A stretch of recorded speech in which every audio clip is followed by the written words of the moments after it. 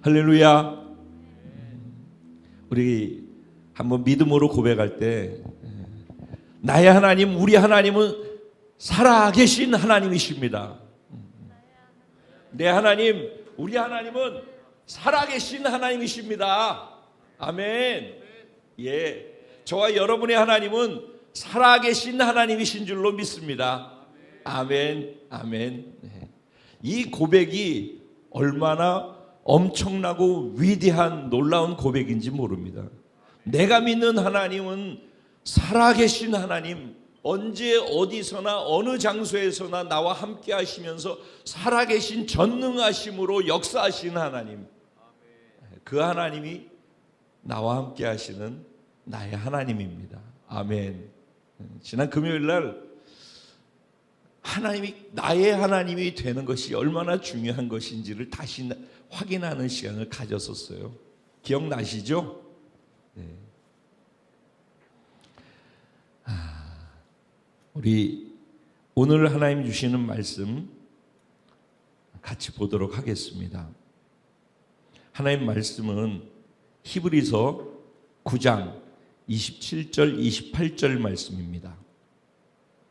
히브리서 9장 27절 28절 짧은 두 절이니까 우리 같이 두 절을 또박또박 합독을 해보도록 그렇게 하겠습니다. 시작. 한 번 죽는 것은 사람에게 정해진 것이요 그 후에는 심판이 있으리니 이와 같이 그리스도 많은 사람의 죄를 담당하시려고 단번에 들이신 바 되셨고 구원에 이르게 하기 위하여 죄와 상관없이 자기를 바라는 자들에게 두 번째 나타나시리라. 아멘. 오늘 이 본문 말씀 가지고 날마다 주님의 심판대 앞에 설날을 기억하면서 살아가는 복된 자, 바로 저와 여러분인 줄로 믿습니다. 사실 이 본문 말씀은 작년 9월 27일 날 우리 나팔절 주일 바로 다음 주 대속죄일 주일날, 그리고 또 더 부연한다면은 제자 훈련이 막 시작되어지는 그날, 십자가 대속이 영원한 구원의 확증이 되어서 사는 복된 자가 저와 여러분입니다 라고 말씀을 드리면서 그날 구약의 옛 언약 율법의 의미와 새 언약 복음의 의미를 구분해서 설명을 해드렸어요. 그리고 제사 구약에서는 하나님이 쌍방간에 약속을 하셨고 쌍방간에 약속하신 것을 서로 지키면은 구원이 있는 거예요. 근데 하나라도 지키지 않으면은 구원이 없어요. 그런데 그거를 그래도 지키지 못할 때 해결할 수 있고 다시 시작할 수 있는 기회를 주는 게 짐승의 피를 뿌려서 짐승의 제사를 통해서, 그래서 용서받고 다시 하나님하고 약속 관계를 계속 유지하면서 갈 수 있도록 그렇게 제한적으로 매번 반복되어지게끔, 그래서 그 역할을 하는 게 제사장이 그 일을 했었다라고 얘기를 했었어요. 그런데 신약으로 들어와서 예수님께서 십자가에 못 박혀 죽으시면서 그 단번에 죽으신 죽음이 매번 죄를 지을 때마다 짐승이 죽어야만 하는 그것을 예수님이 죽어주심으로 단번에 끝내버리셨다고. 그래서 구약 때는 옛 언약에는, 구약이 옛 언약이죠. 구약 성경 그럴 때 옛 언약의 성경이란 뜻이에요. 그러면 구약 옛 언약에는 율법이라는 것 안에서 하나님과의 약속, 서로 지켜야만 하는 그 약속으로서 구약이 진행이 됐고, 약속을 어길 때 짐승의 피제사를 통해서 회복하고 다시 반복되어졌었다라고 했다면은, 신약 새로운 언약, 새 언약에서는 일방적으로 예수님이 그 구약의 약속을 다 깨뜨려 버리시고 이루어 버리셨어요. 그래서 매번 하는 짐승의 피를 뿌려야 되는 것을 예수님이 단번에 피를 뿌려서 죽으심을 통해서 더 이상 이제는 짐승들이 피를 뿌리고 죽을 필요가 없이 이제는 예수님이 온 인류를 위해서 죄를 사하시려고 죽으셨다라는 사실, 그것을 믿기만 하면은 그냥 그것이 구원이라고 선언을 해버린 거예요. 그래서 이거는 복음을 선언한 거란 말이에요. 그래서 옛 언약은 율법에 대한 서로 쌍방간의 약속이라면 새로운 언약, 새 언약, 신약에서는 복음으로 선언해 놓은 그 복음의 말씀의 의미를 이해하면은, 그리고 그걸 믿음으로 받아들이면은 그냥 일방적, 이쪽은 쌍방간의 문제라면 이거는 일방적인 거예요. 그 일방적으로 한 것을 믿기만 하면은 그것이 우리에게 구원의 조건이 되도록 그렇게 만들어 놓았단 말이에요. 이해되셔요? 그런데 그때 제가 강조했던 것은 그렇게 하신 복음을, 옛 언약에서 그렇게 어렵고 힘들고 죽음, 피의 대가, 죽음의 대가를 지불해야만 하는 그 죄의 무시무시한 죄에 대한 것을 우리가 얼마나 심각하게 생각을 하고 죄가 무서운 건지를 알아야, 그래야 예수님의 은혜가 얼마나 일방적으로 선언하시고 그 모든 대가를 지불하시고 내가 대신 다 속해 주었다 라고 하는 그 복음이 얼마나 그 은혜가 소중한지를 알게 된다고 그랬어요. 그래서 그 부분을, 죄가 얼마나 무섭고 그 죄가 무서운 거를 알아야지, 죄의 대가가 얼마나 큰지를 알아야지 구원으로 은혜로 주신 복음의 대가가 얼마나 위대한지 그것을 알고 감사하면서 제대로 된 신앙생활을 할 수 있다라는 것을 강조했었어요. 기억나셔요? 그럼 여러분들이나 저나 하나님 안에서 구원받았다라는 것에 대한 확실을 하니까 우리가 지금 예배를 드리고 이렇게 있잖아요. 그죠? 그럼 우리가 구원을 믿는다면은 조금 전까지 얘기했던 이 내용을 우리가 다 받아들이고 인정하고 믿는다라는 얘기예요. 자, 여기까지 이게 이제 지난번에 나눴던 거예요. 그런데 이제 오늘은 그 중에서도 27절, 28절의 내용을 갖고 연결해서 다음으로 해야 될 거, 우리가 생각해 봐야 될 것들을 같이 이어서 생각을 해 보고자 하는 거예요. 구원을 받았어요. 그런 어마어마한 대가를 지불하고, 그래서 우리는 그 구약 시대 때 의미를 생각하면서 죄가 얼마나 무시무시하고 죄의 대가가 얼마나 큰지를 아는 만큼 은혜를 알고 감사할 수 있다고 그랬잖아요.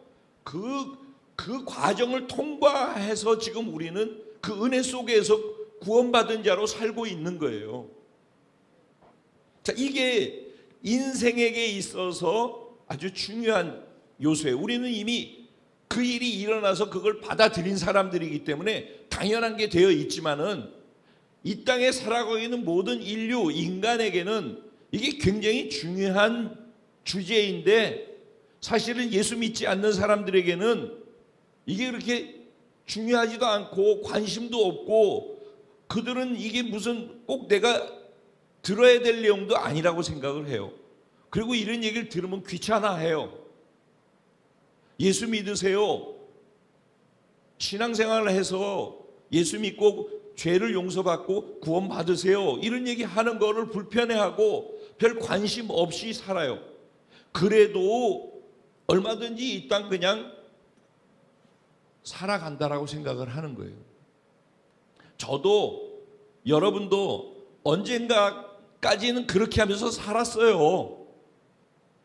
그냥 이렇게 하는 게 사는 거라고 생각을 하고, 지난 금요일 날 말씀드렸죠. 금요일 날 말씀을 다 들으셨는지는 모르겠어요. 금요일 날 말씀을 들으신 분들은 주일 말씀을 제가 좀 또 다른 관점으로 말씀을 풀어서 나누었었는데, 노예가 무엇인지, 노예의 특징은 무엇인지에 대한 얘기를 했었어요. 그리고 하나님께서 지난주일 말씀 속에서 왜 눈은 있어서 보고 있는데 보지 못하는지, 왜 못 본다고 하는지, 귀가 있는데 듣고 있는데 왜 듣지 못한다고 하는지, 그러면서 하나님이 눈이 있고 귀가 있고 말하고 있는데 듣지 못하고 보고 있는데 보지 못하는 그것을 안타까워 하시면서 자신을 자꾸 나는 이런 존재야, 나는 이런 일을 했어, 너희들한테 이걸 보였잖아 라고 얘기했다고 그랬어요. 그래서 이건 노예의 특징은 보고 있는데 보이지 않는 거예요. 듣고 있는데 들리지 않는 거예요. 그게 노예의 특징이라고 말씀을 드렸어요. 왜냐하면 노예 생활을 하다 보면 길들여져 가지고 자기가 뭘 하고 있는지를 모른다고요. 그리고 노예들 안에서 갇혀가지고 있다 보면은 가치관이나 경험하고 있는 것들이나 그것이 우물한 개구리가 돼버리는 거예요. 노예들끼리 모여가지고선 거기서 잘난 거, 노예끼리 그 가운데서 잘나봤자 힘센 사람 아니면은 뭐 다른 건 뭐가 있겠어요? 그리고 말씀드렸지만 계란 후라이를 하나 내가 더 받는 거, 그것이 내가 사람들한테 자랑거리고 그것이 내가 다른 사람보다 잘났고 잘 살고 있는 거라고 생각을 한단 말이죠. 그렇게 살고 있는 사람이 그 안에 갇혀버린단 말이에요. 그게 그 사람의 가치인 거예요. 그 사람의 가치관이 노예 생활하는 사람들 안에 사회 속에서는 가치관이 노예 사회 속에서 볼 수 있는 가치관에 갇혀버린다고요. 그러면은 그 다음의 것들이 보이지 않아요. 여러분, 이 부분을 깊이 생각을 해야 하는 거예요. 우리가 만약에 예루살렘에 살고 있다, 그리고 예루살렘 바깥을 나가지 못한다 그러면은 예루살렘밖에 안 보이는 거예요. 예루살렘에 일어나는 일밖에 안 보이는 거예요. 유다에 살고 있다 그러면 예루살렘에서 유다 지역까지만 알고 있는 거예요. 그래도 예루살렘에 사는 사람이 예루살렘 소식만 알고 있는 것보다는 그래도 예루살렘과 유다의 소식까지 알고 있는 거니까 조금 더 영역이 커져가는 거죠. 그런가 하면 예루살렘과 유대와 사마리아 지역까지의 관심을 갖고 거기까지를 보고 사는 사람은 예루살렘과 유대와 사마리아까지를 알고 관심 갖고 살게 되는 거예요. 그런데 땅끝까지 관심을 갖고 사는 사람은 내가 비록 예루살렘에 있지만은 땅끝을 보고 세상 전체를 보면서 살아갈 수 있는 눈이 열리는 거예요. 근데 노예들의 특징은 뭐냐면은 갇혀있는 자기 사회 속에 있어서 그것만 보고 있기 때문에 노예 삶 바깥의 삶이 어떤 것이 일어나고 있는지 몰라요. 관심도 없고 나중에는 여기에 길들여져 있기 때문에 유다를 얘기하든지 사마리아를 얘기하든지 땅끝에 얘기를 하면은 아니 지금 예루살렘 문제도 해결 못하는데 그게 무슨 의미가 있고 그건 무슨 관심사도 아닌 얘기를 왜 하냐라고 이야기를 듣게 되는 거예요. 이게 가치관하고 같이 물리고 세계관하고 같이 물리는 거예요. 굉장히 중요한 얘기라는 거예요. 신앙생활도 똑같아요. 내가 예수 믿고 구원받아가지고 신앙생활 한다라는 것이 예루살렘 나만 생각하고 사고 우리 가정만 생각하고 살면은 하나님 관계 잘한다라는 개념이, 신앙생활 잘한다는 개념이 나 기도하고 예배드리고 성경 보고 우리 가정 문제 해결하고 거기까지예요. 그게 신앙생활 잘하는 거라고 생각을 해요. 근데 사실은 그것만이 신앙생활 잘하는 거 아니거든요. 그러면 나 말고 공동체가 있단 말이에요. 또 우리 대한민국이라는 게 있고 더 나가면 북한의 문제가 있는 것이고 더 나가면 세계의 문제가 있는 것이고, 그런데 하나님은 우리를 구원하시고 우리에게 생명을, 영원한 생명을 주신 아버지라고 우리가 그러잖아요. 그래서 지난주에 우리는 하나님께서 우리를 위해서 우리를 존재적으로 변혁시켜 놓으시고 하나님이 위대한 새 일을 행하시기 위해서 변혁의 일을 하는데 동참하자고 나와 함께 새 일을 행하는 길로 가자라고 말씀하시는 음성을 들었잖아요. 하나님은 뭐예요? 나는 자신을 소개하는데 뭐라고 생각해요? 나는 말씀 한마디로 천지를 창조하신 전능한 하나님이야. 이게 하나님께서 자신을 소개하는 거라고요. 그리고 내가 너희를 지었어. 내가 너희를 택했어. 그리고 너희와 함께 새 일을 행하기 원해. 그럼 너희와 함께 택해서 새 일을 행하기 원하는 나는 창조주란 말이야. 내가 거룩한 자고 내가 왕이야 라고 선언하는데, 그 왕이 제국의 왕들의 마음까지도 통치하고 다스리는 왕이라고 그렇게 자신을 선언하신단 말이에요. 그리고 그런 기적을 보였고 그런 말씀을 진리로 외쳤고, 그런데 노예로 살고 있던 사람들이 그것을 들었는데 무슨 소리인지 몰라요. 관심이 없어서 노예의 근성에 들어가서 계란 후라이밖에 가치가 보이지 않기 때문에 하나님이 그 위대한 것을 보여주셨단 말이에요. 기적도 보이고 다 보여주셨다고. 그리고 하나님이 얼마나 크신 분인지 다 보여주셨는데 그게 안 보이는 거예요. 근데 보고 있는데 보지 못한다라는 게 그거예요. 들려주는데 계속 말씀을 들려주는데 말씀을 듣고 있는데 뭔 말인지 이해를 못하고 듣질 못해요. 계속 말씀을 듣고 있는데 무슨 소리를 하는지를 못 들어요. 왜?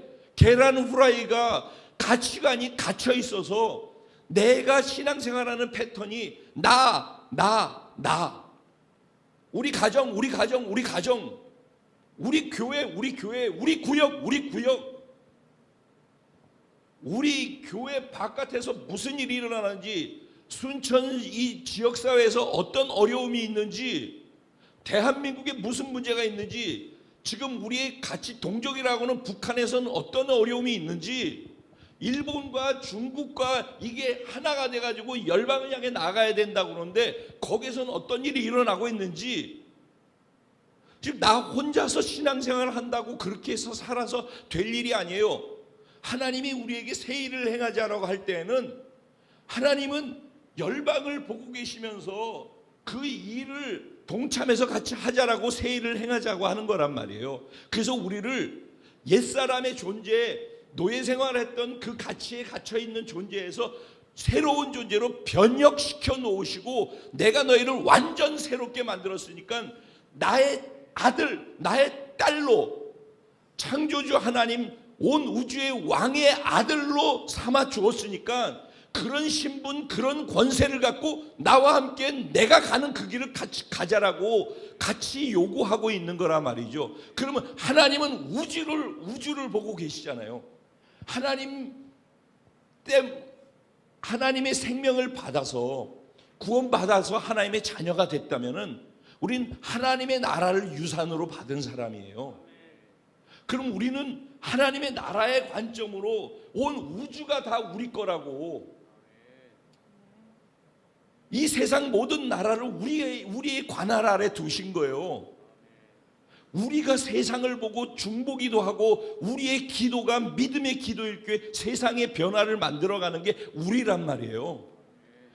그런데 우리의 관심사나 살아가는 패턴이 보질 못하고 듣질 못하고 노예 생활할 때 예수 믿기 이전에 애굽에서 있었던 그 가치를 가지고 여전히 교회를 다니면서도 그 안에 갇혀 있다고 한다면은, 그러면은 우리가 진짜 우리다워질 수가 없단 말이에요. 그리고 누가 옆에서 말 한마디 하면은 그거에 눌리고 그것 때문에 자존심 상하고 그것 때문에 그 사람하고 자존심 싸움하고 그거 부족한 부분을 갖다 어떻게 해가지고 그게 인생을 걸고서 가는, 하루 종일 일하고 고생하는 내 관심사가 돼버린단 말이에요. 그런 인생은 비참한 거란 말이에요. 우리는 그렇게 살라고 하나님이 우리를 구원시킨 게 아니란 말이에요. 근데 그렇게 되어지는 이유가 우물한 개구리처럼 이 바운더리가 자기 삶의 영역에 내 눈이 볼 수 있는 게 이렇게 제한돼 있으면은 이렇게 갇혀서 살 수밖에 없어요. 눈이 가리워져 있고 눈이 보여지는 게 제한돼 있잖아요. 그러면 내가 관심사가 거기 있기 때문에 그것밖에 안 보이는 거예요.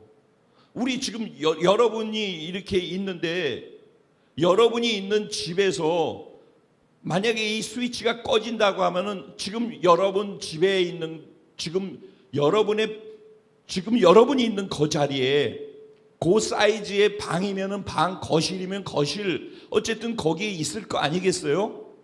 그럼 지금 이 영상을 통해서 여기를 보고 있으니까, 그리고 여기를 왔다 갔다 해서 이 교회를 아니까 이 교회를 상상하고 눈으로, 화면으로 보지만은 이것만 딱 끄면은 여러분이 살고 있는 공간밖에 안 보이는 거란 말이에요.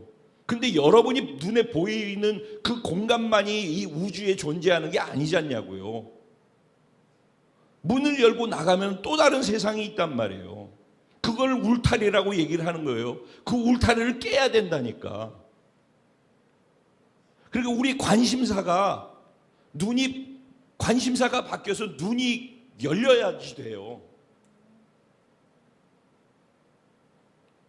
이제 이 얘기를 전제로 해놓고 세상 사는 사람들, 이제 지금 얘기하는 건 우리 얘기가 아니라 세상 사는 사람들은 예수 믿고 구원받아 신앙생활하는 거에 대해 관심 없어요. 우리가 예수님이 얘기하고 하나님이 얘기하잖아요. 관심 없어요. 세상 살기도 바쁜데, 아까 코로나 얘기 잠깐 했죠. 코로나가 딱 시작되어지니까 사실 여러분 아세요? 코로나가 그렇게 무서운 거 아니에요. 독감 수준 정도 되고 독감보다 조금 더 사망률이 비슷비슷해요. 사스나 메르스보다 약해요. 여러분, 그게 지금까지 전 세계에서 나온 통계예요. 그런데 이 호들갑이 일어났어요. 여기에 대해서 할 말이 많지만은 어쨌든, 그럼 우리는 코로나19로 인해 가지고 영향을 받잖아요. 지금 오늘 집에 있으니까 마스크 안 쓰시지, 문 바깥에 나갈 때 마스크 안 쓰면은 공공의 적이 돼 있어요. 마스크, 아니 예전에 뭐 독감 걸렸다고 그래가지고선 사스나 그런 거 있다고 그래, 마스크 안 쓰면은 뭐 적이 돼 있는 그런 거 없잖아요. 법적 조처를 받고 그런 거 없잖아요. 예배를 못 드리게 하고 그런 거 없잖아요. 근데 지금 그렇게 돼 있어요. 그러니까 구조적으로도 영향을 받고 삶에도 영향을 받고 모든 자영업자들이 다 영향을 받고 다 불편해요. 그래도 이 상황이 이렇게 되니까 이 코로나19라는 것 때문에 이렇게 영향을 받으며 살아요. 왜? 제가 얘기하고 싶은 건 뭐냐면은 코로나19가 이렇게 중요하다라고, 이게 무서운 거라고 그래 놓으면요, 사람들은 그것에 영향을 받는 거예요. 왜? 코로나19가 이렇게 무서운 거라는 것을 실제로 인정하기 때문에 그런 거라는 거예요. 무슨 얘기를 드리려고 하느냐? 믿음이라는 거예요. 믿음. 우리가 이렇게 믿게 만들었다고요. 그리고 우리가 믿고 있는 거예요. 그러면 우리가 믿으면은, 여러분, 믿는다라는 것이 이런 거예요. 믿으면은요, 변화가 일어나게 돼 있어요. 시스템 안에 변화가 일어나는 거고요. 구조적으로 변화가 일어나게 돼 있고요. 삶의 패턴에 변화가 일어나게 돼 있고요. 모든 것에 변화가 일어나는 거예요. 어느 한 부분, 내가 교회 나오는 거 하나가 신앙생활에 변화가 일어나는 게, 변혁된 존재잖아요. 우리가 교회에 나오고 안 나오고 이런 것으로서의 변화를 만든 게 아니에요. 코로나19 하나만 갖고서도 전 세계가 이런 변화를 맞고 우리 개개인이 삶에 다 영향을 받잖아요. 코로나19를 믿고 있다고요. 근데 우리가 예수 그리스도께서 우리를 변혁시켰고, 하나님이 우리를 말씀 한마디로 천지를 창조하신 우리의 아버지가 되신다라는 걸 믿고, 이게 살아계신 하나님이라는 걸 믿는다면은 코로나19에도 전 세계가 이런 영향을 받는데 왜 이 하나님의 말씀을 받아들이면서 영향을 받지 못하냐고요. 왜 이런 변화를, 총체적 변화를 만들지 못하느냐는 거예요. 세상 사람들은요, 코로나19에는 그렇게 다 영향을 받는데 예수 그리스도를 만나라, 하나님을 만나야 된다 라고 얘기를 하는데 별 관심들이 없어요. 그런데 관심을 갖지 않는다고 해서 그 일이 일어나지 않느냐 하면은 그 일은 반드시 일어나는 거예요. 지금 관심 갖지 않는 모든 사람들은요, 나중에 반드시 하나님을 만나게 돼 있어요. 하나님을 대면하는 날이 온다고. 그런데 하나님을 대면할 그날, 내가 그 하나님을 만났을 때 내가 어떻게 만날 수 있을 것인가? 적어도 저와 여러분들은 하나님을 만난 자들이에요. 아멘. 우리는 이 단계는 넘어선 사람들이라고요. 그래서 우리는 하나님을 만나서, 믿지 않는 사람들 하나님 만나지 못한 거예요. 근데 우리는 하나님을 만난 거예요. 하나님을 만나서 아까 말씀드린 것처럼 구원을 얻은 거예요. 십자가 대속의 은혜가 영원한 구원의 확증이 됐기 때문에 그 은혜 속에서 사는 거예요. 우린 그래서 구원받은, 영원한 생명을 받은 자들이 된 거란 말이에요. 우리는 존재적으로 완전히 바뀐 존재라고요. 그리고 어마어마한 은혜를 받은 것이고, 천지를 창조한 하나님이 우리 아버지가 되신 거라고, 그리고 늘 우리와 함께하고 계신 거라고. 이 말의 의미가 적어도 코로나19보다 커야 되지 않겠어요? 그럼 모든 것에 영향이 미쳐져야 되는 게 정상 아니겠어요? 그걸 믿음으로 받아들이는 게 맞다면 말이죠. 전 계속해서 생각해 보는 거예요, 이런 것들을. 우리의 믿음의 현주소는 어디에 있는가? 이런 생각을 해보는 거죠. 자, 세상 사람들은 하나님 만나는 것에 대해서 생각 없고 관심 없어요. 근데 그럼 우리는 하나님을 만난 사람이에요. 근데 우리가 또 관심 없는 게 뭔지 아세요? 우리가 관심을 갖는 관심의 영역이 확장돼야 된다라는 얘기를 하는 거예요, 지금. 세상 사람들의 관심의 영역도 제한되어 있는 것처럼, 제한되어 있으면 그 다음에 관심 부분이 안 보인다니까요. 아무리 얘기를 해도 안 들린다니까요. 이해돼요? 지금 제가 무슨 얘기를 하는지? 자기 관심사가 여기 갇혀 있으면요, 여기 헌금이 있네, 여기 돈이라고 치자고, 이거 이렇게 하고 있으면요, 모든 게 이걸로밖에 안 보여요. 이거 이상 보이질 않는다니까요.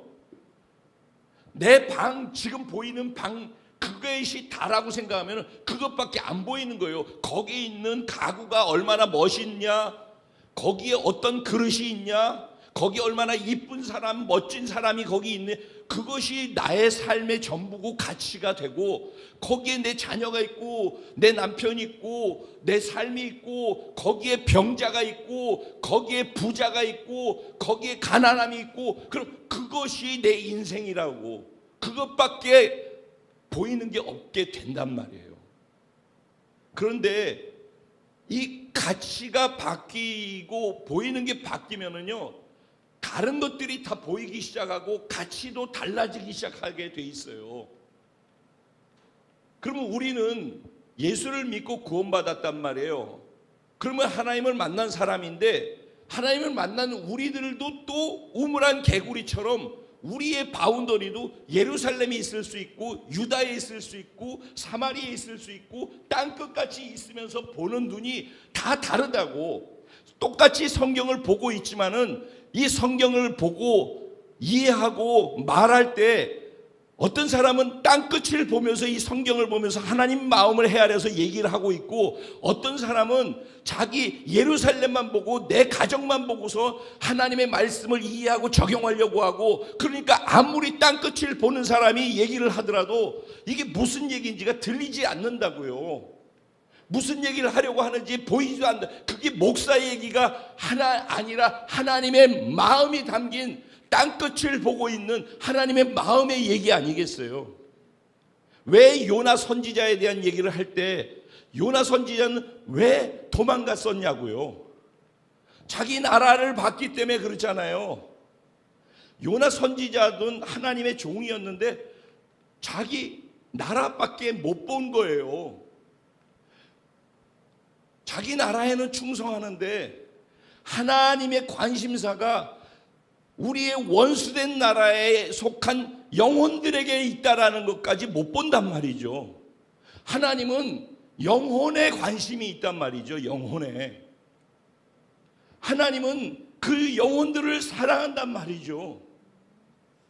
내 옆에 있는 영혼도 하나님 사랑하시고 구원해야 되고, 동시에 열방 끝에 있는 영혼도 사랑하셔서 구원해야 된단 말이에요. 왜 마지막 때 하는데 주님이 안 오고 계신지 아세요? 하나님이 나를 사랑하시는 것 똑같이 아직 구원받지 못한 영혼들의 숫자가 많이 있는데, 그들이 한 명이라도 더 구원받을 때까지 하나님이 진노하심을 참아가면서 기다리셔서 하나라도 더 구원받을 수 있는 시간과 기회를 주기 위해서란 말이에요. 그러면 그 기회를 주기 위해서 그 어마어마한 영혼이 구원돼, 천하보다 한 영혼이 구원받는 게 더 귀하다라고 하나님은 보신다라고 그러잖아요. 그 한 영혼을 더 구원하기 위해서 하나님이 지금 참고 기다리고 계신 거란 말이에요. 그래서 마지막 때인데, 마지막 때가 계속 가고 있는 그 시간 속에서, 그럼 우리들은 무엇을 보고 무엇을 가치로 두고 무엇을 위해서 살아야 될 것인가에 대한 우리의 생각과 가치의 바운더리가 확장되고 넓어져 가야지만 하나님의 마음과 함께 움직인다. 하나님이 우리와 함께 하십니다. 살아계신 하나님이 우리와 함께 계십니다. 그 하나님이 우리가 새 일을 행하기 원하십니다 라고 아무리 외쳐대더라도 내 관심사가 하나님의 새 일이 우리 가정과 내 문제 해결해 주는 것이 새 일이라고 생각하는 사람의 듣는 그 귀에는 이게 하나님의 마음이 나에게 국한된 마음으로밖에 안 들리게 된다라는 거예요. 지금 무슨 말씀인지 이해되세요? 자, 제가 지금 이렇게 바운더리를 계속 얘기하고 있어요. 지난 금요일 날에는 보는 것 보지 못하는 것을 갖고 얘기했다면, 지금은 바운더리를 갖고 얘기를 하고 있어요. 세상 사람들은 하나님을 대면해야 되는 것도 관심 없이 살고 있는데 그 일은 반드시 일어나요. 그거를 반드시 예비하지 않으면은 큰 문제를 만나게 되어져요. 근데 우리 구원받은 우리들은 구원받고서 살아가면서 우리의 바운더리가 확장되지 아니하면은 나중에 어떤 문제가 생기느냐면은, 하나님을 대면하는 것도 반드시 있지만은 하나님을 대면한 사람들은 죽음을 맞닥뜨리는 것도 반드시 있다라는 거예요. 또 하나 뭔지 아세요? 예수님이 다시 오심을 만나는 것도 반드시 있다라는 거예요. 그래서 오늘 본문에 보면은 이 반드시 있을 두 가지를 갖다가 얘기하고 있어요. 뭘 얘기해요? 한 번 죽는 것은 정해진 것이라는 거예요. 죽음은 정해져 있는 거예요. 예수를 믿는 사람이든 이미 하나님을 만난 사람이든 하나님을 만나지 않고 살고 있는 사람이든 상관없이 반드시 죽게 돼 있어요. 이 죽는 것을 여기서 반드시라고 얘기를 하고 있어요. 한 번 죽는 것은 정해진 것이에요. 반드시 죽게 돼 있어요. 하나님이 정해놓은 것이라서. 여러분, 하루 24시간이 지나면 반드시 그게 차면은 다음으로 넘어가서 다음 날이 되어지잖아요. 마찬가지로 우리 인생이 수가 차면은 반드시 다음으로 넘어가는 거예요. 죽음이라고 하는 건요, 죽음이라는 단어의 원 의미는요, 떠남이라는 뜻이에요. 떠남이라는 뜻을 헬라어의 원 의미로 하면요, 출발 시작이라는 뜻이에요. 죽음이라는 뜻의 원어의 의미가. 그러니까 우리는 죽고 새로운 것을 향해서 출발하게 되어지고, 그 죽음이라는 것의 의미는 또 다른 떠남이고 만남이라고요. 무슨 만남인가? 죽음이라고 하는 것은 끝이고 시작이라는 의미이기도 하고, 죽음이라는 것은 떠남이고 만남이라는 의미도 된다는 거예요. 근데 이 죽음을 생각하면서 살질 않아요. 예수님이 다시 오심 재림을 생각하지 않으면서 살아요. 하나님을 만난 사람들이, 예수를 믿고 구원받았다고 하는 사람들이, 구원이 뭐예요? 한마디로 영원한 생명을 받았다라는 말이에요. 하나님이 우리에게 주신 최고의 선물은 영원한 생명을 주신 거예요. 무슨 일이 있어도 죽지 아니하는, 할렐루야. 그것도 하나님의 나라에서 영원한 상급 안에서 살아갈 수 있도록 하나님이 우리에게 그 영원한 생명을 구원의 선물로 주셨단 말이에요. 그게 구원이에요. 그리고 그 구원을 받은 사람들이 하나님과 예수와 연합되어 있고 하나님의 관심사에 연합되어 있잖아요. 그런데 그 삶을 살지 못하는 이유가 뭐냐면은 예수님이 재림을 맞닥뜨린다라는 것에 대한 관심이 없어서 그런 거예요. 우리 교회는 주님 오실 길을 예비하는 것이 우리 교회의 비전이잖아요. 사명선언문도 그렇고. 근데 이게 글로 두면은 안 돼요. 여러분, 저희 교회를 다니시고 저희 공동체에 속한 계신 분들은 우리 교회를 다닌다, 우리 공동체에 속해 있다라고 얘기를 하면 안 돼요. 그냥 우리 교회가 돼야 돼요. 즉 순천 순복음 교회가 돼야지 순천 순복음 교회 다니는 사람이 되면 안 돼요. 여러분이 순천 순복음 교회인 거예요. 여러분이 월드비전 커뮤니티예요. 월드비전 커뮤니티에 속한 자들이 아니라고요. 그래서 누가 여러분을 보고 여러분이 말 한마디, 여러분의 행동 하나를 보고서 뭘 보냐면은 어디 교회를 다녀? 저 순천 순복음교회. 그러면 나의 모습을 보고 뭘 봐요? 나를 얘기를 안 해요. 순천 순복음교회를 얘기하지. 내가 순천 순복음교회라니까. 그러니까 내 인생이라고, 내 영혼이고, 이 교회가 그러니까 교회를 선택한다라는 건 이 교회 다녔다, 저 교회 다녔다, 그거는 아무것도 모르는 사람들이 그러는 거예요. 교회는 내 인생의 영혼까지 달린 내 전부를 걸고서 내가 그 교회가 돼가지고선 영혼에 투자하는 거라고요. 그러면 내 그 교회가 돼가지고 이 교회와 함께 이 교회로서 어떻게 이 교회가 잘 되게 하고 이 교회에 힘이 되게 하고, 그게 교회 따로 나 따로가 아닌 거란 말이에요. 근데 죽음을 생각하지 않아요. 여기에서 뭔가 죽을 때까지 있을 것 같아요.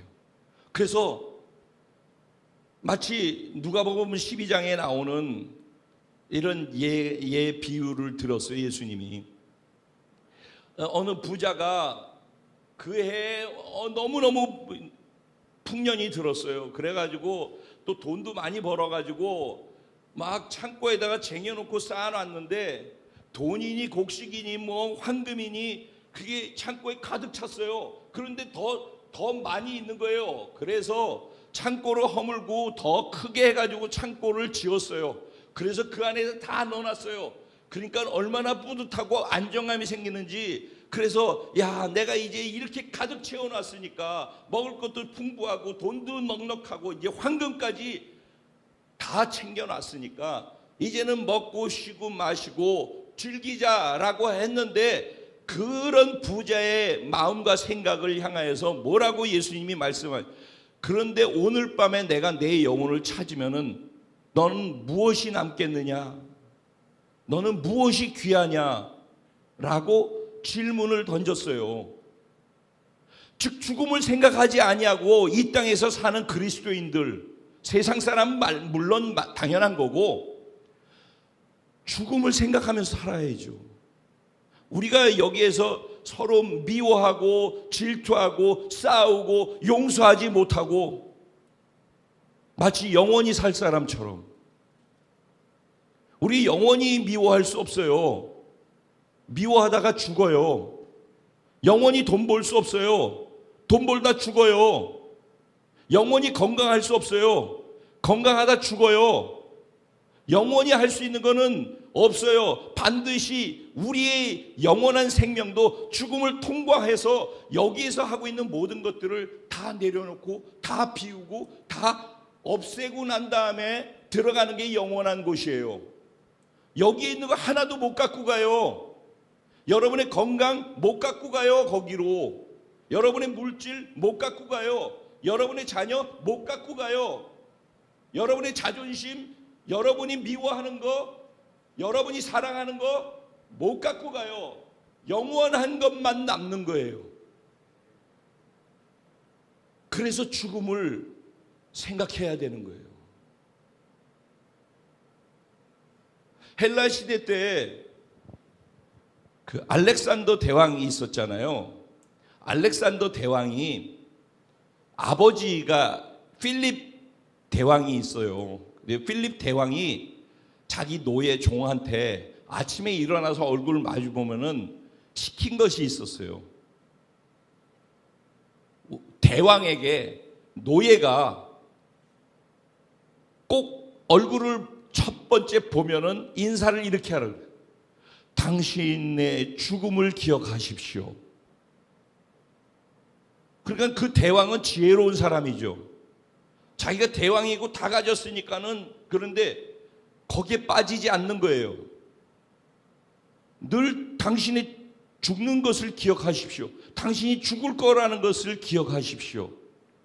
그래서 로마 시대 때에도 인사할 때 인사말이 모멘토 모리, 따라해 보겠습니다. 모멘토 모리. 모멘토 모리. 네. 모멘토 모리, 이 말의 의미는 너의 죽음을 기억해라. 너는 반드시 죽는다라는 것을 기억해라. 너는 죽을 수밖에 없는 존재라는 걸 기억해라. 죽음을 언제나 기억하고 죽음을 생각하면서 살아라. 그걸 기억하고 사는 사람이 지혜로운 사람이에요. 시간이 영원한 줄 알아요. 우리의 영혼은 이 타임이 지나고 난 다음에 영원이에요. 이 시간대에는 영원한 게 없어요.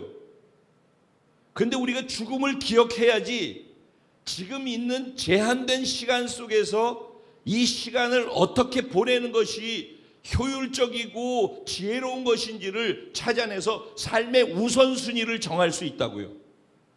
시간을 귀하게 선용할 수 있다고요. 뭐를 어떻게 해서 어떻게 살아야 될지가, 이게 내가 제한된 시간이라고 하면은 그 시간을 소중히 쓰고 생각하면서 쓰게 돼 있단 말이에요. 근데 마치 천년만년 사는 줄 알아. 그래서 막 자기 삶을 함부로 살아.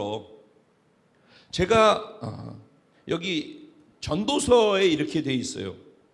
11장, 전도서 11장에 보면, 청년이여 내 어린 때를 즐거워하며 내 청년의 날들을 마음에 기뻐하여 마음에 원하는 길들과 내 눈이 보이는 대로 행하라. 뭐 어떻게 하래요?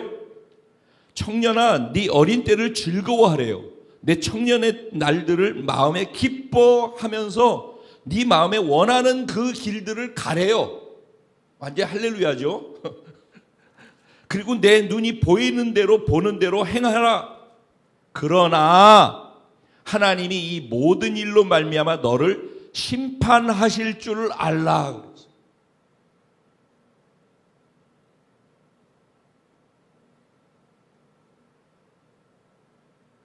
마음대로 하라는 거예요.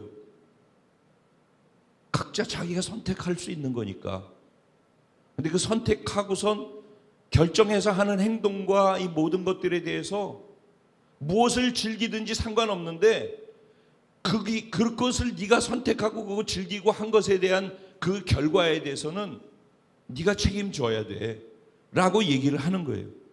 그런즉 근심이 내 마음에서 떠나게 하며 악이 내 몸에서 물러가게 하라. 어릴 때와 검은 머리의 시절이 다 헛되다. 너는 청년의 때에 너의 창조주를 기억하라. 곧 곤고한 날이 이르기 전에 나는 아무 낙이 없다라고 할 때, 그 때가 가깝기 전에 그렇게 하래요. 이 일의 결국을 다 들었으니 그러니까 정신 차리고 하나님을 경외하고 그의 명령들을 지킬지어다. 이것이 모든 사람의 본분이니라. 하나님은 모든 행위와 모든 은밀한 일을 선악간에 심판하시리라. 이게 솔로몬 왕이 인생을 다 살고 깨달은 깨달음을 적어놓은 전도서의 12장 맨 마지막 끝절의 결론 내용이에요. 선악간에 심판하신대요. 반드시 죽음이 있고 우리의 남은 세월이나 인생이 길지 않고 제한적이라는 것을 생각하라는 거예요. 죽음을 만나고 대면할 거라는 것을 기억하면서 살라는 거예요. 그래야지 방종하지 아니하고 시간을 선용하면서 살아요. 그래서 에베소서 5장에는 세월을 아껴라, 때가 악하니라. 너의 시간을 귀히 여기고 소중히 여기고 선용해라. 내가 너한테 시간의 기회를 주었다. 이 말씀인 거예요. 우리 마음대로 선택할 수 있어요. 그 결과는, 그 선택의 결과는 자기들이 결정한 그대로 그 결과와 그 열매도 내가 먹게 되는 거예요.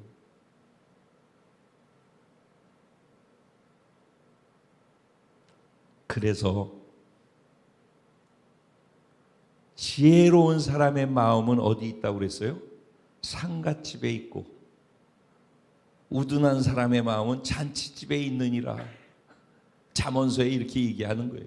뭐라고요? 지혜로운 사람의 마음은 어디에 가 있대요?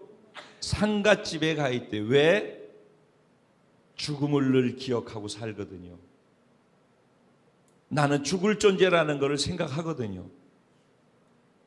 마치 영원히 살 사람처럼 그렇게 하지 않거든요. 그래서 지혜로운 사람은 죽음을 생각하고 죽음을 생각하면서 하루하루를 사는 사람은 지혜를 얻게 돼 있어요. 그래서 바라건대 하나님을 만나서 구원받고 신앙생활하고 있는 사람들은 그 안에 갇혀서 있지 말고 신앙생활하면서 살아가는 영역이 넓어져야 돼요. 죽음이라는 것으로 내 영역이 확장돼서 그것을 보고 살아야지 돼요. 여기 것만 보고 살지 말고 죽음을 보면서 살아야 돼요.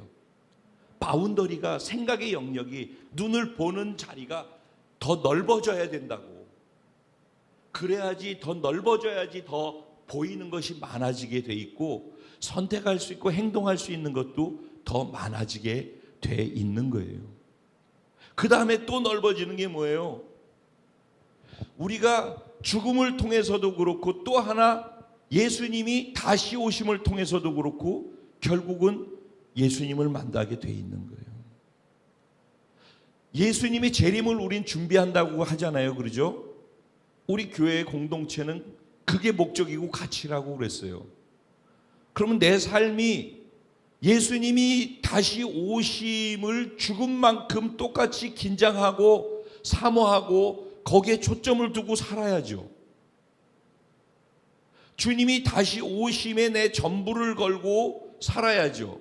여기서 전부를 건다라고 얘기를 하고 제가 말씀을 전할 때 언제나 이렇게 극단적으로 얘기하는 것 같은데 성경이 극단적으로 얘기하고 있는 거예요. 그런데 그러면 어떻게 다 아무것도 하지 말고 그냥 미쳐가지고 그냥 전도만 하고 그렇게 살라는 거냐로 이해를 하더라고. 그런 얘기가 아니에요. 그래서 제가 그러잖아요. 이거를 그렇게 생각을 하고 그러면 어떻게 하라는 거라고 생각하는 이유가 어디에 있느냐면은 우리의 머릿속의 구조가 신앙생활은 교회 안에서 하는 것이고 교회 바깥의 삶은 사회생활은 또 따로 한다라는 이원화되어진 구조가 돼 있어서 그렇게 이런 말들을 그렇게 이해를 하게 되는 거예요. 그래서 제가 그러잖아요. 예배가 여기서 되는 것은 리허설이고 삶의 현장에서가 진짜라고. 똑같이 신앙에서 교회에서 신앙생활하는 이 패턴은 연습하는 거고 교회 바깥에서 다른 사람들한테 그렇게 하면서 살기 위해서 하는 거라고. 전도해가지고 여기 데려오는 것도 중요해요. 그거 해야죠. 그래야지 우리 공동체가 힘이 있어지니까. 그런데 그거 전도하려면은 너 어떤 사람을 전도하려고 그러지 말고 여러분이 직장에서 여러분이 예수처럼 사셔야 되는 거예요. 여러분이 있는 자리에서 여러분이 예수가 돼야 된다니까 여러분의 인격과 여러분이 하고 싶은 말을 하는 게 아니라 여러분의 감정과 기분 나쁜 거, 저 사람이 잘못하면 나도 같이 잘못하고 난 잘못한 거 없다, 이런 식이 아니라 거기에서 예수라면 어떻게 할 것인지, 그래서 내가 마음 상해도 그런데 예수라면 어떻게 해가지고 그 사람을, 그 마음을 바꾸고 감동시키면서 사느냐, 그런 삶을 사는 그 자리에서 예수가 인격으로 드러나는 거예요. 그런 사람이 모든 사람들에게 호기심의 대상이 되고, 그 사람이 예수 믿는 사람이라고 그럴 때 그 사람이 똑같이 어렵고 똑같이 회사가 어렵고 사회가 어렵고 경제가 어려워도 그 사람은 그런데 웃고, 그 사람은 피해보는데 다른 사람들 섬기고 있고, 똑같이 일하고 난 다음에 먹고 난 다음에 일 안 하고선 뒤로 빠지는데 이 사람은 먼저 힘든데도 설거지하고 뒷청소하고, 그러면 다 쪼다라고 그러죠. 그리고 계속 이용해 먹어요. 그런데 그거는 그들이고, 그런데 나는 예수님이라면 어떻게 할 것인가를 찾아서 그 삶을 사는 거죠. 그럴 때 한동안은 내가 이용당하고 그러지만은 그들이 어려울 때 누구를 찾아오냐면은 그때 바로 그 사람을 찾아오게 되고, 그때 그 사람이 예수 믿게 되어지고, 그때 그 사람의 진짜 영향력이 내가 살고 있는 그 자리에, 사회생활하는 그 자리에 흘러가는 거예요. 그러니까 교회만 나오면서 세상을 바꾼다? 아니, 못 바꾸죠. 교회만 나오면서 전도를 한다? 전도 안 되죠. 신앙생활은 교회에서 하는 게 아니에요. 사회 현장에서 하는 거예요. 내가 만나는 그 사람들하고 하는 거고, 회사에서 하는 거고, 사장이면 사장 기업에서 하는 거란 말이에요. 법조인은 법조인 하는 그 자리에서 하는 거란 말이에요. 거기서 예수의 가치를 가지고, 예수가 무엇을 보고 있으며 열방을 보고 있는 그 예수, 그리고 그 예수가 나를 변혁시킨 존재고, 새 일을 하자고는 그 새 일을 내가 지금 하고 있는 그 안에서 할 수 있는 새 일이 무엇인지를 찾아서 거기서 그 일을 해나가는 거예요. 그래서 기업을 하는 사람은 자기하고 속해 있는 사람들을 그런 삶의 모습을 통해서 감동시켜서 그 안에서 예수를 전하고, 그 안에서 그렇게 전한 사람들의 소그룹을 만들고, 그 안에서 그게 교회가 되도록 만들고, 자기 삶이 교회가 돼야 되는 것이고, 그렇게 사는 사람이 만나는 사람들을 소그룹을 만들어서 거기서 또 교회를 만들고, 그게 우리 교회고 그게 우리 공동체라고. 그런 공동체의 힘이 흩어져 있지만 다 하나라고. 왜? 한 복음 안에서, 한 성령 안에서, 한 비전을 향해서 가기 때문에. 떨어져 있더라도, 마치 지금 우리가 떨어져 있으면서 예배를 드려도 우리가 하나인 것처럼 여러분의 삶의 자리에서 그렇게 하라는 얘기를 하는 거예요. 뭘 얘기를 하는지 모르겠다, 그게 아니라고요. 거기서 돈 벌라니까, 거기서 살라니까 그거 하는데 그거 따로 이거 따로가 아니라 그냥 거기서 이 삶을 살라는 얘기를 하는 거라고요. 그게 그리스도인이에요. 우리는 이걸 이원화시키면 안 되는 거예요. 사단이 이걸 속여놨다고요. 수십 년 동안. 그래서 우리는 이런 얘기를 들으면은 뭘 어떻게 하라고 자꾸 생각을 해요. 아니에요. 그 생각 자체가 잘못된 거예요. 이게 성경에서 얘기하고 있는 그리스도인의 삶이에요. 근데 그렇게 살려면은 예수님이 재림함을 생각해야죠. 구원하신 본체, 그분이 오셔야지 영원한 구원으로 넘어가잖아요. 근데 예수님이 더디게 오시니까는, 주님이 언제 오실지 모르니까, 아유 맨날 오신다고 그래도 2000년 전부터 온다고 그러는데 안 오는데 뭘 그래, 그렇게 하고서 그냥 사니까. 그러니까 예수님이 오셔서 만나는 거라든가, 내가 예수님이 오기 전에 내가 죽는다라는 걸 생각해야 된다는 거예요. 어차피 하나님께 가는 것은 예수님이 오셔가지고 하나님께 내가 만나서 가든지 내가 죽어서 가든지라고. 그럼 내가 죽을 날은 얼마 더 남은 것 같아요? 여러분, 아기가 태어나자마자 죽는 아기도 있죠. 갑자기 졸지에 죽는 사람들 많이 있죠. 아말렉 군대는 한순간에 18만 5천 명이 죽었죠. 911 테러가 일어나가지고선 그 자리에서 6천 명 이상이 죽었죠. 그 사람이 죽을 거라고 계산하고서 살은 사람이에요. 오늘도 지금 교통사고 나가지고 앰뷸런스가 울리고 가고 있으면 그 사람 그거 교통사고 나가지고 죽을 거라고 생각했어요? 근데 내게는 그 일이 안 일어날 거라고 생각해요. 예수님이 재림이 늦어지기니까 그러니까 나는 그냥 내일 하고 교회 다니면 된다? 그거는 온전한 신앙생활이 아닌 거예요. 죽음을 생각해야죠. 주님이 오셔서 주님을 만나나 내가 죽어서 주님을 만나나 결국은 만나야 된다니까요. 그러니까 늘 마지막을 생각하면서 살아야 되고 그 마지막에 그분을 만날 때 내가 어떻게 그분을 만날 것인지 그분은 나한테 어떻게 반응할 것인지를 그 생각을 해야죠. 왜? 우리의 목적이 거기에 있지 않냐요. 구원이라는 것이 종점이 거기 아니냐고요. 마지막으로 생각해야 될 것은 뭐냐? 결국은 죽은 이후에 심판이 있다라는 것까지 생각해야 돼요. 죽음도 있지요. 죽음을 생각해야 돼요. 그 다음에 죽음 이후에 반드시 심판이 있다라는 걸, 우리는 반드시 죽는다라는 것, 그리고 죽은 이후에는 반드시 심판이 있다라는 것. 믿지 않는 사람은 반드시 영원한 벌을 받아서 불과 유황에 타는 불못으로 던져질 것이라고 그랬어요. 이거는 정해진 사실이에요. 이거를 옛날 얘기로 들으면 그건 구원받은 게 아니에요. 반드시 예수를 믿지 않는 사람은 불과 유황에 타는 지옥불에 던져지는 거예요. 그런데 내 옆에 우리 가족이 구원받지 않고 있는데 이거를 자기 구원을 믿는다고 하면서 그거는 믿는데 지옥을 믿지 않는다는 말이잖아요. 구원을 믿는다는 말은 지옥을 믿는다는 말이에요. 지옥을 믿고 구원을 같이 믿는다는 말은 내 옆에 있는 사람들이 불과 유황에 타는 불못에 반드시 심판받아 거기 들어간다라는 것도 믿어야 되는 거예요. 그래야지 영혼이 보이는 거예요. 그래야지 내가 지금 미워하는 내 남편이 구원을 내가 하지 않으면 안 된다. 아유, 내가 미워하니까 저는 그냥 불못에 던져서 죽어야 돼. 그렇게 생각하는 사람은 그래도 돼요.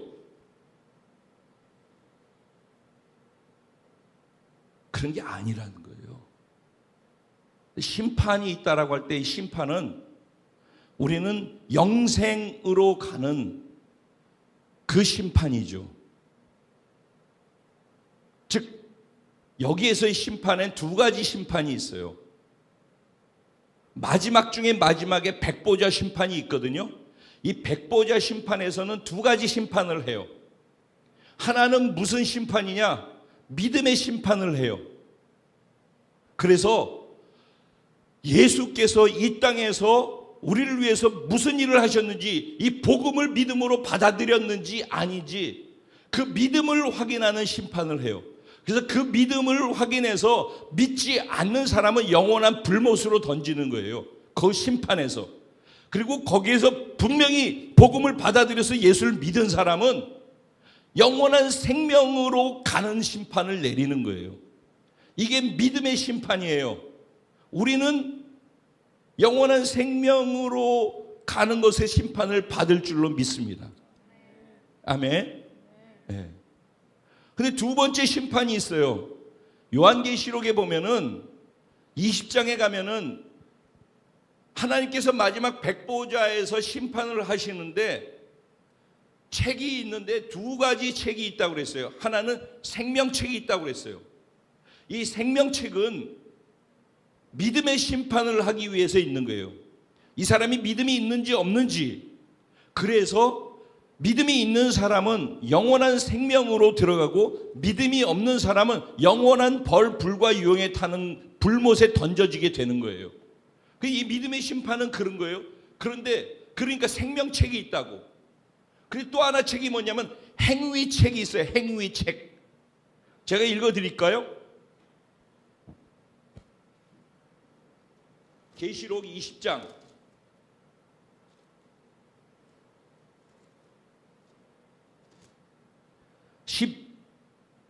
11절부터 제가 읽어드릴게요. 또 내가 크고 흰 보좌와 백보좌죠. 그 위에 앉으신 이를 보니 땅과 하늘이 그 앞에서 피하여 간 데 없더라. 또 내가 보니 죽은 자들이 큰 자나 작은 자나 보좌 앞에 서 있는데 죽은 자들이 다 이 땅에서 잘났던 사람이나 못났던 사람이나 뭐 큰 자나 작은 자나 할 것 없이 다 그분 앞에 보좌 앞에 있더래요. 모두가 다. 그런데 책들이 펴 있고 또 다른 책이 펴졌으니 곧 생명책이라. 죽은 자들이 자기 행위를 따라 책들에 기록된 대로 심판을 받으니 바다가 그 가운데에서 죽은 자들을 내주고 또 사망과 음부도 그 가운데에서 죽은 자들을 내주매 각 사람이 어떻게 해요? 자기의 행위대로 심판을 받고 사망과 음부도 불못에 던져지니 이것은 둘째 사망 곧 불못이라. 누구든지 생명책에 기록되지 못한 자는 불못에 던져지더라. 여기에서 생명책이 나오고 행위가 적혀 있는 책이 나온다고 그랬어요. 하나님께서는 이 부분에 대해서도 뭐라고 말씀을 하고 있냐면은 22장 계시록 22장에 보면은 이런 얘기를 또 하고 계세요. 10절부터 보면 또 내가 말하되 이 두루마리의 예언의 말씀을 임봉하지 말라. 때가 가까우니라. 때가 가까우니라. 그 다음에 불의를 행하는 자는 그대로 불의를 행하래요. 이거 무시무시한 말이에요. 불의를 행하는 자들은 그대로 불의를 행하고 더러운 자는 그대로 더럽고 의로운 자는 그대로 행하고 의를 거룩한 자는 그대로 거룩하게 하라. 여기서 계속 뭘 하래요? 거룩하나 의로우나 불의나 더러움이나 다 하는 거라고. 행하는 거. 그리고 뭐라고 그래요? 보라 내가 속히 오리니 내가 줄 상이 내게 있어. 상을 갖고 있대요. 그래서 어떻게 한대요? 각 사람에게 그가 행한 대로 갚아 주리라. 신앙생활은 예수 믿고 구원받았어야 하고 교회만 다니는 게 아니라고. 반드시 죽음을 대비하면서 이 땅에서 사는 게 지혜로운 것이에요. 근데 죽음 이후에 심판이 있다니까? 우리는 구원받았으니까 믿음의 심판에서는 영원한 생명을 받는 것으로 생명책이 기록되어 있으니까 그렇게 할 거예요. 근데 행위의 심판에 있어서는 상급의 심판이 되어지는 거예요. 예수님 우리를 만날 때 우리에게 줄 상을 들고서 우리를 만난다는 거예요. 한 손에는 상과 한 손에는 면류관을 가지고서 우리를 기다리고 계시다고.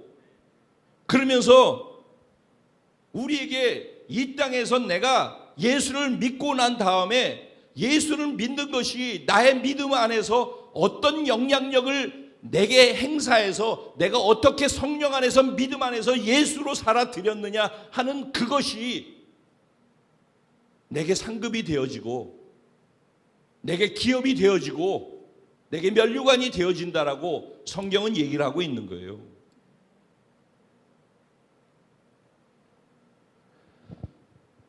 제가 이 말씀을 준비하면서 이제 마무리를 할게요. 제가 이 말씀을 준비하면서 그러면 나는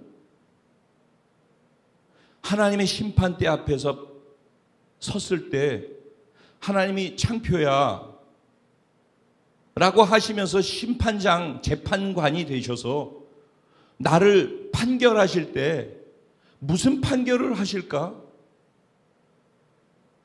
그거를 생각하면서 살아야죠.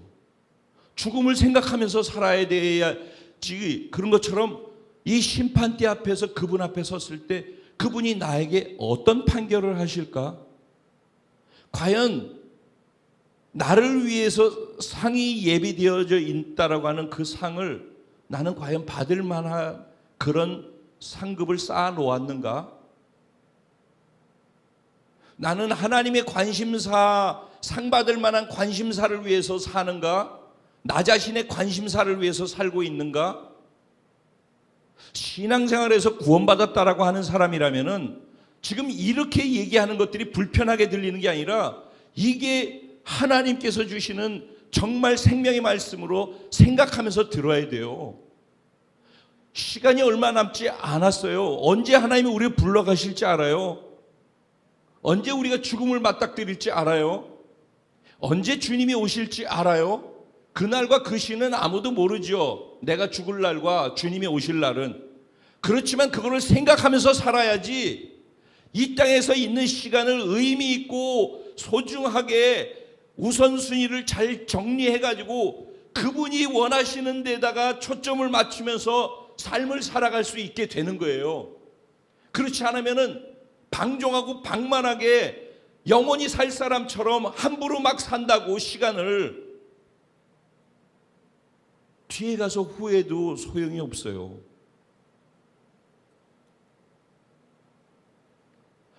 TV조선에서 어떤 앵커가 나와가지고 3분짜리 뭘 잠깐 영상을 만들었네요. 틀어줄까 하다가 그냥 거기서 나오는 얘기 가운데 불필요한 것도 있기 때문에 어디 얘기하더라고요. 1년에 사람들이 암이나 이런 중병으로 인해서 죽어가는 사람들이 있잖아요. 근데 그 죽어가는 사람들이 죽기 직전 한 달 동안에 쓰는 돈이 의료보험에서 전체 쓰여지는 돈의 3분의 1이 그때 다 들어간대요. 지금 이 말 이해가 돼요? 또 그냥 넘어갔지? 그러니까 집중해서 다 들어야 돼, 이 얘기도. 그러니까 즉 의료보험 그 통계 안에서 1년에 중환자로 있다가 암환자로 있다가 그래서 죽는 사람들이 있는데, 그 죽는 사람들이 의료보험에서 1년 동안 모든 환자를 위해서 쓰는 돈들이 있었을 거 아니에요. 1년 동안 모든 환자들을 위해서 쓴 돈의 3분의 1 이상이 마지막 죽는 사람 한 달 동안 그거 하는데 다 들어간다는 거예요. 죽음이라는 것이 그런 거라고요. 우리가 아까 이제 다시 돌아와서 코로나라고 하는 것 때문에 우리가 얼마나 많은 영향을 받으면서 살아요. 모든 것이 마비되고 하고 싶은 거 다 못하게 되고 마음에 분노가 일어나는 것조차도 다 어쩔 수 없이 법이요 해가지고 다 영향을 받잖아요. 지금 우리 가야 될 선교도 못 가고 같이 만나서 예배드리고 싶은데 못 드리고 식사 같이 하고 싶어도 못 하고 이런 불편함을 코로나 때문에도 감수하잖아요. 근데 우리 구원을 받았고 예수님이 우리에게 말씀하신 약속의 말씀이 있고 복음이 있고, 그리고 우리 오래 영원히 살 게 아니라 죽음이라는 것이 있고 죽음 이후에 심판이 있고, 그 심판에는 우리에게 행위대로 하나님께서 하나님이 원하는 대로 살았던 사람들을 위한 상을 준비해 놓고 계시다라고 하잖아요. 제 얘기가 아니죠. 제가 오늘은 일부러 성경을 또박또박 다 읽으면서 얘기를 하는 거예요. 하나님의 말씀이에요. 1.1획도 변함이 없어요. 이게 진리예요. 하나님이 이 말씀대로 그대로 하시는 분이에요. 정말 구원받고 신앙생활하는 저와 여러분들은 말씀을 기준 삼아서 살아야 된다고 하죠. 그래 왕의 통치가 흘러가죠. 자, 결론입니다. 오늘이 1월 14일 날이 그 평양 대부흥이 일어났던, 평양에서 1907년 대부흥이 일어났던 그 날로부터 114년 되어지는 날이에요. 그래서 공교롭게 1월 14일인데 114년 되어지는 114가 똑같이 돼서 올해 1월 14일 날 평양 대부흥이 의미 있다 그래가지고 그걸로 또 기도회를 하는 그런 일도 있고 그렇더라고요. 제가 사실은 금요일 날 이런 것들을 가지고 하려고 그러다가 메시지 흐름이 맞지 않아서 그냥 안 했어요. 또 한 가지는 이제 우리가 유대력으로 하면은 스밧, 쉐밧, 스밧월이에요. 그래서 오늘이 나흘 되는 날이에요. 스밧월의 의미라고 하면은 이 얘기를 하고 마치려고 해요. 스밧월의 의미라고 하면은요, 하늘에 신령한 것이 이 땅에 내려오는데, 그 신령한 것은 하나님이 우리에게 주시고자 하는 모든 좋은 것들이 되겠죠. 하나님이 하시고자 하는 모든 새 일이 되겠죠. 하나님이 계획해 놓으시고 우리에게 좋은 것을 주시고자 하는 이 모든 것들이 다 신령한 것을 우리에게 오는 거예요. 거기에 우리가 동참하라는 거예요. 그런 의미가 있어요. 그렇기 때문에 하나님이 우리에게 부어주신 새로운 것, 신령한 것을 받을 때 그것을 좌로도 우로도 치우치지 아니하고 그대로 순종하고 행하는 자에게 땅에 기름진 것으로 우리에게 채우신다라는 거예요. 그런 의미가 쉐바트이라고 하는 것 안에 담겨 있는 영적인 의미라고 그렇게 나와 있더라고요. 자, 그거를 제가 조금 더 생각을 해봤어요. 하늘에서 신령한 것이 내려오는 거예요. 하나님의 말씀으로, 하나님이 우리를 사랑하시는 것으로 하나님은 언제나 우리에게 영적인 것, 하나님께서 영에 속한 하나님의 신령한 것을 우리에게 늘 부어주시고 공급해 주셔요. 그러는데 하늘에서 우리에게 오는 것을 방해하는 공중권세 잡은 것이 있어요. 그래서 하나님이 우리에게 그 하늘의 신령한 것으로 계속 내려주시는 것을 중간에서 인터셉트 해가지고 자꾸 막는단 말이에요. 그게 공중권세가. 그래서 다니엘이 21일 기도하는데 기도하자마자 천군 천사가 움직여가지고 하늘 군대가 동원되고 응답이 임했는데 사단이 방해해가지고 21일이 걸린 거 아니에요. 그렇죠? 이게 있어요. 그래서 신령한 것을 하나님은 우리에게 계속 주시고자 해요. 믿으시기 바랍니다. 계속 하나님은 주셔요. 그런데 그것을 중간에 가로막으려는 것이 있을 때 이 땅에 기름진 것으로 주시기 위해서 신령한 것을 주시는데, 기름진 것을 진짜 원하는 사람이라면은 이거를 뚫고 나갈 수 있는 믿음과 순종이 있어야 돼요. 좌로나 우로나 치우치지 아니하고. 그것이 말씀과 기도를, 말씀을 붙잡고 기도하는 것, 믿음과 성령으로 뚫고 나가는 순종이 결국은 이걸 만들어내는 거예요. 우리의 성공, 우리의 삶의 기름짐은 하나님께서 우리에게 부으시는 은혜가 순종을 통해서 하나님의 나라가 내 삶에 터져나갈 때 부어지는 거예요. 이건 명심이다. 그게 하나님의 통치고 하나님의 나라가 터져나가는 거예요. 근데 그 삶을 이렇게 계속 들어도 안 되고 자꾸 막히는 이유는 뭐냐면은 우리의 가치관이 예전 노예 시절, 애굽 시절 예수 믿기 이전에 가치관에 갇혀 있단 말이에요. 그래서 아무리 이런 얘기를 들어도 사단이 공중권세 잡은 자가 중간에서 신령한 것을 자꾸 막고 예전의 가치관을 가지고 계속 충돌하게끔 만든다고요. 그래서 광야에서 이스라엘 백성들이 어떻게 했어요? 다시 애굽으로 돌아가자. 우리의 지휘관을 바꾸고 애굽으로 돌아가자. 지휘관을 돌로 치고 애굽으로 돌아가자. 그렇게 했던 이유가 바로 이 부분 때문인 거예요. 애굽이 더 좋아 보이는 거예요. 애굽의 가치관, 계란 후라이가 더 크게 보이는 거예요. 아무리 그래서 신령한 것이 내려와도 그걸 살라고 하고 살고 싶은 마음이 있다고 하는데 여기에 그 마음이 없는 건 아닌데, 이 마음보다 계란 후라이가 애굽의 가치가 너무너무 크기 때문에, 너무너무 좋게 보이기 때문에 이게 밀려가지고 안 통한다고요.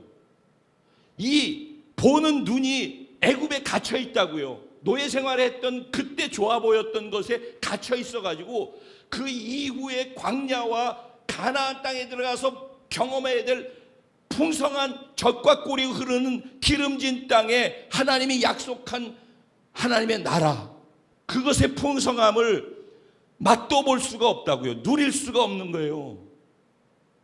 여기에 더 큰 게 있어요. 그래서 시야를 넓혀야 돼요. 우리의 가치의 바운더리를 넓혀야 돼요. 생각의 바운더리를 넓혀야 돼요. 말씀을 받아들이는 수용성도 넓혀야 돼요. 말씀을 내 가정이나 나의 문제나 여기에 국한시켜서 이런 말씀을 받으려고 하면은 말씀이 하나도 이해가 안 되게 돼 있어요. 이거를 하나님이 뭘 원하시는지를 받아야지, 그래야지 니느웨를 갈 수가 있어요. 안 그러면은 자기 나라밖에 안 보이기 때문에 똑같이 니느웨 가는 게 더 빠른데 다시스까지 더 먼 곳으로 도망가느라고 시간과 에너지는 다 쓰면서도 결국은 아무것도 못하게 되어져요. 그런 죽음을 앞에다 두고 사는 사람이 그런 시간 낭비라고 그런 돌아가는 삶을 살고 그런 이상한 행동을 하는 것은 진짜 사실은 못 보기 때문에 오류를 범하는 바보 같은 행동인 거죠. 우리는 그런 존재들이 아니에요. 저와 여러분은 예수 그리스도를 통해서 하나님의 위대한 일을 하기 위해서 우리를 새로운 존재로 변혁시켜 놓았고, 그 변혁된 존재로서 내 옆에 사람을 변혁시키고 내 주변을 변혁시키고 사회를 변혁시키고 열방을 변혁시키기 위해서, 그래서 그분이 그 일을 하는데 돕겠다고 나와 함께 하신다라는 거예요. 같이 기도하시죠.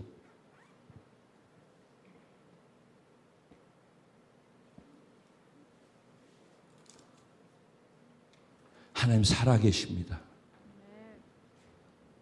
그분은 전능하십니다. 그분은 천지 만물을 말씀 한마디로 창조하신 창조주이시고 나를 지으신 분이십니다. 그분이 나를 구원하시려고 핏값 주고 사서 나를 선택하신 분이십니다. 그분이 나를 선택하시고 나와 함께 하나님의 위대한 새 일을 행하는 것을 같이 하기 원하셔서 나를 택하여 부르신 분이십니다. 내게 방해가 되어지는 것이 무엇입니까? 계속해서 신령한 것을 내려주고 있는데 그게 내게는 보이지 아니하고 들리지 않고 가로막히는 이유가 무엇입니까? 그것이 옛 가치관 때문입니까? 애굽에서 더 크고 좋게 보였던 것 때문입니까? 아니면 사단이 공중권세 잡은 자가 계속 내 생각 속에 공격과 공격을 하기 때문입니까? 그걸 뚫고 갈 수 있는 힘과 은혜가 어디에 있습니까? 내게 주시는 신령한 말씀, 그 말씀을 붙잡고 기도로 뚫고 나가야 되는 거예요. 성령과 함께 믿음으로 뚫고 나가야 하는 거예요. 그래야지 막혀진 것을 뚫고 돌파가 일어나는 거예요. 그래야지 돌파해서 하늘에서 신령하게 우리에게 부어주신 것이 막히지 않고 내 안에 내 마음밭에 새겨져서 옥토에서 심은 것이 자라서 젖과 꿀이 흐르는 땅이 돼서, 그래서 기름진 것을 땅에서 배출해낼 수가 있고, 그래서 진짜 내가 원하는 삶의 기름짐이 그래서 생겨나는 거예요. 이거는 그냥 자연의 원리이고 신앙의 원리이고 성경에서 얘기하고 있는 아주 중요한 핵심 원리예요. 하나님, 내가 구원받았다고 구원의 열쇠만 쥐고 이 땅에서 아무 생각 없이 살지 말게, 교회만 다니며 살지 말게. 팬데믹으로 인하여서 일어난 이 코로나 사태가 나의 신앙을 정금같이 만드는 그런 계기가 되게 해주세요. 죽음을 늘 기억하며 살게 해주세요. 예수님이 언제든지 곧 오실 수 있다라고 하는 재림을 늘 눈앞에 두고 기억하며 살게 해주세요. 그리고 그 이후에는 반드시 심판이 있는데 예수님께서 나를 위해서 준비해 놓은 상급 면류관을 양손에 들고 기다리고 있는데 나는 그 앞에 가서 어떤 판결을 받을 것인가? 나는 그 판결을 받을 때 받을 만한 상이 있는가? 나는 그 면류관을 받을 준비가 되어 있는가? 지금이라도 오늘이라도 늦지 않았는데 그러면 나는 이제 남은 시간을 어떻게 살아야 할 것인가? 성령님 내게 깨닫게 해주세요. 이거 알고 싶은 분들은 시간이 없어서 멈추는데 에베소서 4장 5장 2개를 읽어보세요. 거기에 이거 하지 마라, 이거 해라, 너무 구체적으로 뭘 해야 될지 모르겠어요. 거기 다 나와 있어요. 에베소서 4장 5장을 읽어보세요. 거기서 하라는 걸 하시고 하지 말라는 걸 하지 마시면서, 그러면서 성령 안에서 살아가면은 우리의 상급과 면류관이 주렁주렁 맺혀지는 그런 지혜로운 곳에 투자하는 복된 삶을 살게 될 줄로 믿어요. 하나님, 내가 이 같은 삶을 살게 하여 주옵소서. 성령님 나를 도와주옵소서. 우리 주님의 이름을 한번 부르고 기도합니다. 기도드리겠습니다. 주여